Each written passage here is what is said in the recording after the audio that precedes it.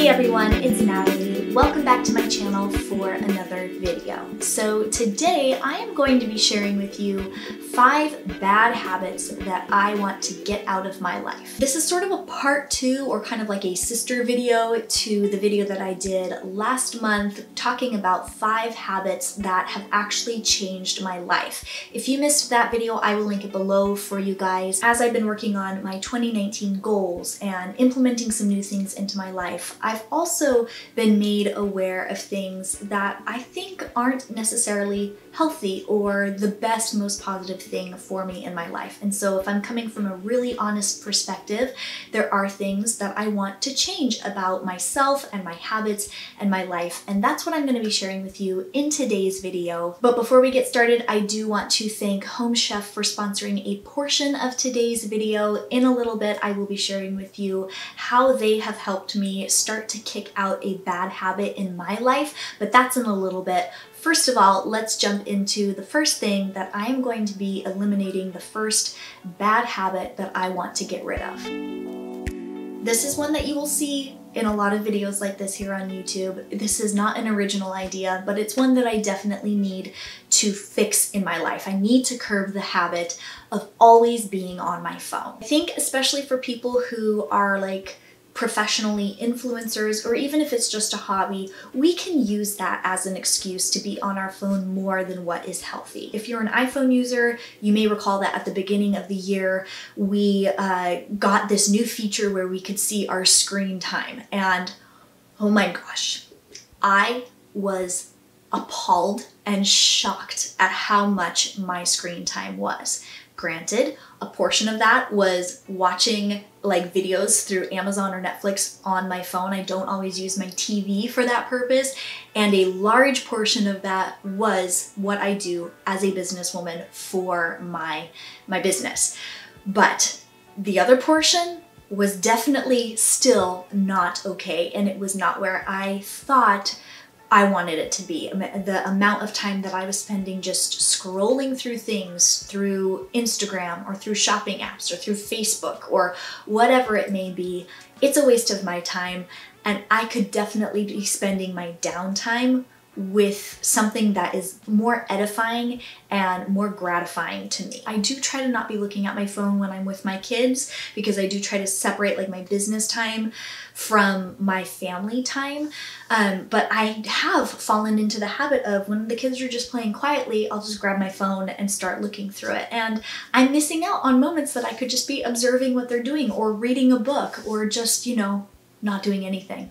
That would be a good idea sometimes. Are any of you brave enough right now to tell me in the comments what your screen time numbers are? I'm really curious to find out, because aside from business things that I was doing, as well as just watching shows on my phone, I had an average of 3 hours a day. That has got to change. Another habit of mine that I consider for me to be bad is drinking caffeine. This is actually at the suggestion of my gastroenterologist. I have been having appointments with her and working through a lot of the GI issues that I have been going through. And something that she suggested that I do, very strongly suggested that I do, is cut out all caffeine. I honestly didn't have very much caffeine in my diet before cutting it out. I had 2 shots of espresso in the morning. So that's the equivalent of 2 to 4 cups of coffee, which I know for some people is probably half of what they drink. But for someone with a small body who has GI issues, it made a lot of sense to just cut it out. And this has been one of the hardest things I've ever had to do, which the fact that it has been so hard has really opened my eyes to the level of addiction I had to it, which is just crazy. For the first 10 days, I thought it would be just like 2 or 3 days I would have a headache. No, my body has been craving coffee, craving the caffeine from the coffee so bad. It has just been so hard to get through. But because it's been so hard, it's really been an indication to me of how much my body was relying on a chemical to function and to feel good. And I don't want to rely on chemicals like from an outside source other than the chemicals that my body is producing. I don't want to rely on that to feel like a human. And there's so many memes out there and jokes about how you look completely different from, you know, when you wake up in the morning, like me before caffeine to me after having my first cup of coffee. And I think that is a problem. I think our reliance on caffeine should maybe be looked at a little bit closer and considered if it's healthy. I know that there are definitely benefits, some benefits to caffeine in a person's diet, but it really depends on the person. So that's definitely something to run by your doctor and see if where you're at is a healthy level, and to like really consider with yourself, like, am I addicted to this? Is this a problem in my life?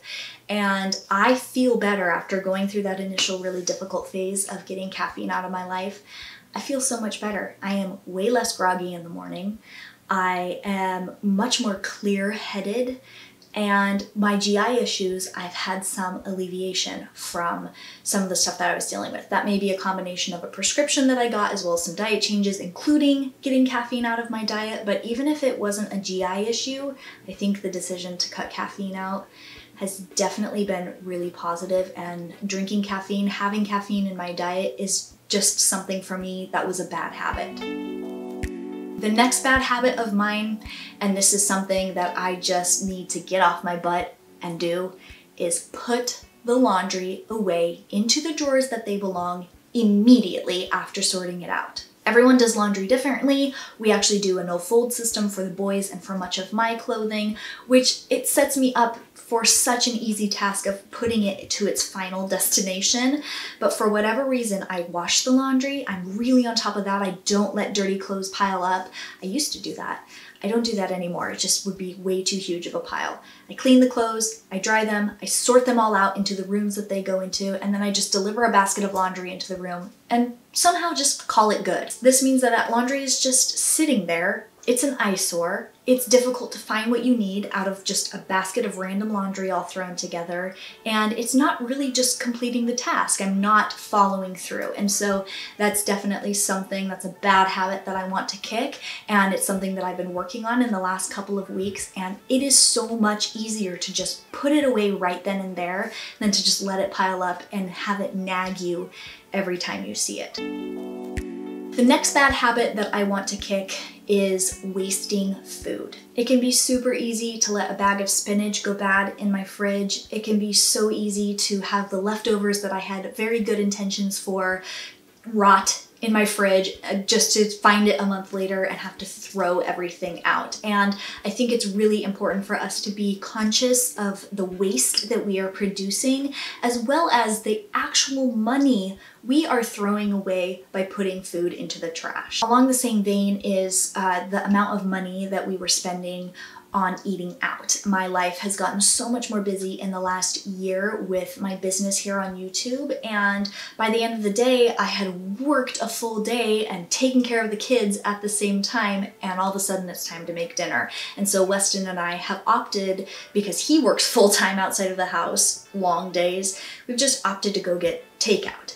And while that's okay every once in a while, it was definitely becoming a bad habit of ours, along with wasting a lot of food. And we have discovered something that has helped us cut our budget way down when it comes to like eating out or entertainment, and has helped us learn a lot more about not wasting food, portioning our meals out to be really smart and conscious and very responsible. I want to thank Home Chef for sponsoring this portion of today's video. You guys have heard me talk about Home Chef so many times here on this channel, and I am proud to have them partner with me for this portion of this video and have them help me cut the habit of wasting food and spending too much money on food. Home Chef is a meal kit delivery subscription that you can pause, add more to, completely customize. It works for all sorts of dietary needs.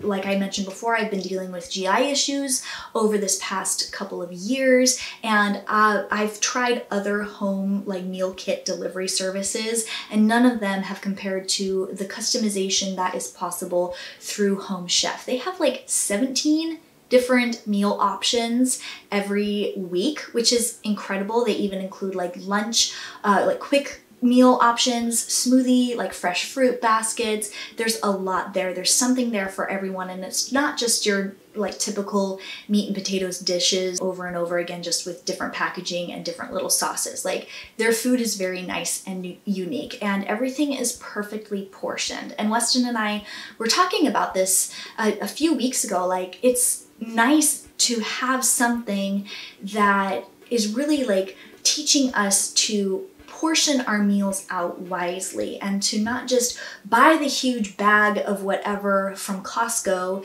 and yet it might be less price per pound, but if you're throwing away half of that bag because it went rotten, you're wasting your money. And we were wasting a lot of money in that area, as well as wasting a lot of money eating out, like I mentioned before. And so having the home chef meals budgeted into what we do on maybe a weekly basis or a monthly basis has really helped us become more responsible with what we are consuming and what we have in our pantry and in our fridge. And we have seen so much less food waste when we go that route. Home chef is definitely less expensive than like the typical takeout meal or eating in a restaurant, especially when you factor in having to tip and the gas to get there. And meals can be made in pretty much half an hour, sometimes less than that. And we've learned a lot of new recipes through it. It saved us a lot of time with grocery shopping. It saved us a lot of prep time for the food that we are making. And it has helped us really take a look at the portions and the like amount of things that we are buying. And it's definitely helping me cut out the bad habit of having food waste, not just the food itself, but also waste in our budget. If you would like to try Home Chef for yourself, if you think it would be a positive addition to your weekly or monthly meal planning, then Home Chef is offering my subscribers a deal right now. If you use the code Natalie30, you get $30 off your first Home Chef box. That's about one meal with 2 to 3 portions in it, or 2 to 3 meals with 1 portion in it. So it's basically like free food, which is great for everyone's budget, and there's no obligation. Like, you can pause or cancel it at any time. So even if you just sign up to use the code to get the free food, you're not really risking anything. Be sure to check them out in the link in my description box. Thanks again to Home Chef for sponsoring this portion of today's video, and thanks to them for helping open my eyes to the amount of food that we were wasting and the amount of money that we were wasting by wasting food and just wasting money on food that was too expensive. The last bad habit that I want to do away with is apologizing for being happy and apologizing for being successful. I was inspired recently by a post that I saw on another YouTube friend of mine. It was actually on her Instagram. I will link their channel below. They're an awesome family. They're the Murrays, they're friends of ours, and she, in this post, was sharing about the things in her life that she was happy about. The fact that both of them had a well-paying job, they were able to stay home with their kids, that they had a nice, comfortable home, that they had beautiful, healthy children, virtually no complications in their life. And she was basically saying in this post, we have it all, and I am so happy about this. While I was reading this post, I realized that I would probably be too shy to share the specifics of what I am happy about for fear of being criticized for being braggy or causing jealousy in other people. I have known myself to really pull back and to be apologetic of the things that make me happy, the things that bring me joy, and the things that are going well for me. But a huge part of gratitude is actually expressing the things that you are grateful for. So after I read through that post and it really hit my heart, I just decided to share that on my Instagram story, share the Murray's post. And then I proceeded to ask my followers over there, like the specifics, like the things that they are actually grateful for in their lives, not just, you know, these blanket terms, but like the actual nitty-gritty, the things of their life that they are thankful for, without fear of bragging, without fear of making other people jealous. And the response was incredible. Someone was talking about how they had just found out that they were pregnant. Someone said they had enough in their bank account to make repairs for their car. Another person shared that they were cleared by their doctor to become a surrogate. Someone shared that they had actually just been given $15,000 in an inheritance, and that meant that they could send their kids to school for the next 5 years. Someone commented that they were happy that their all-white kitchen dreams had just come true. And some of these things seem materialistic, some of these things are much more on the spiritual side, but all of them are legitimate reasons to be grateful, and none of them should be apologized for. So a bad habit of mine is shying away from sharing the things that are truly joyful and things that I'm truly grateful for fear that it won't be delivered correctly, or for fear that I will make people somehow uncomfortable. But I'm just gonna say it. I am happy and I love my life and I love where I'm at. It doesn't mean that I haven't struggled. It doesn't mean that I haven't been bitterly sorrowful or gone through very, very difficult things. But I am happy with where I'm at. And like my friend said, I have it all. And that's okay. And it's a wonderful thing to be able to share my life with, you know, my own family, with my friends who are close to me, as well as the people who reach a little bit farther, like anyone who follows me on YouTube or Instagram. I am grateful for the life that God gave me. And I need to just share that joy, like, without apology. Well, that's everything that I have for you in today's video. I hope you enjoyed hearing my thoughts on the things in my life, the habits that I have had that I am working to get rid of. And I think that I'm really looking forward to a much more positive outlook when I kick those bad habits, whether it's not drinking caffeine or whether it's being more unapologetic about the things that make me happy. Let me know in the comments if there's anything that is a bad habit in your life that you're looking to kick, whether it's stopping smoking or yelling less or, you know, not hitting the snooze button as often. Anything goes. If it's a bad habit, let me know about it and let's keep each other accountable. Thanks again to Home Chef for sponsoring a portion of today's video. I hope you guys enjoyed having a bonus video here on this channel this week. Make sure that when you hit the subscribe button, you also hit the bell so that you get all of the notifications of my regular uploads as well as bonus videos like these. I hope you all are having a wonderful day wherever you're at. Thank you so much for watching today's video, and I'll catch you later.